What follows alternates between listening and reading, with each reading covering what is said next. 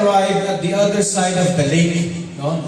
Si Jesus at sa kanyang mga disciples, nasa bangka sila, lumipat sila sa kabilang side, at nung dumao sila, no, doon sa isang side, sa region of Gerasenes.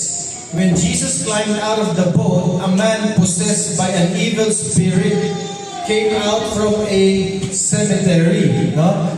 Nung dumao sila doon sa beach, at bumaba ang Panginoong Jesus, merong isang lalaki na lumapit papunta sa kanya na merong evil possession. No? Galing doon sa sementeryo.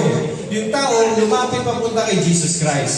Verse 3, this man lived among the burial caves and could no longer be restrained, even with a chain. Yung taong yun, dahil nga siya ay possessed ng masamang espiritu, mga demonyo, nakatira siya sa mga kuweba, sa libingan, kahit yung mga kadena, hindi siya kayang pigilan, no? So whenever he was put into chains and shackles, as he often was, he snapped the chains from his wrists. May mga kadena raw siya sa kanyang kamay at paa, pero natatanggal niya yung mga kadena yun, no? At pati yung mga sa paa, shackles, talagang dinudurog niya, inahampas niya ng mga batong matitigas at natatanggal niya. No one was strong enough to subdue him. Walang kayang magpatahan sa kanya. Sa verse 5, sabi diyan, day and night, he wandered among the burial caves and in the hills. Pag-alag-alag lang siya, no? Howling and cutting himself with sharp stones. Ginagawa niya, nagme-make siya ng noise, howling, parang aso, tapos kinakat niya yung mga sarili niya, yung mga skin niya, ng mga matatalim na bato. No?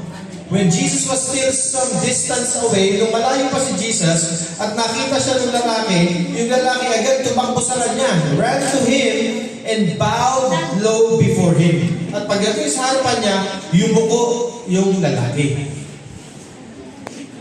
Alam niyo po, nung binabasa ko itong kwentong to, sabi ko, etong nangyayari ito, nakikita ko rin ito sa mga tao kahit walang demon possession. Sabi dito, possessed with an evil spirit, andun nakatambay sa sementeryo.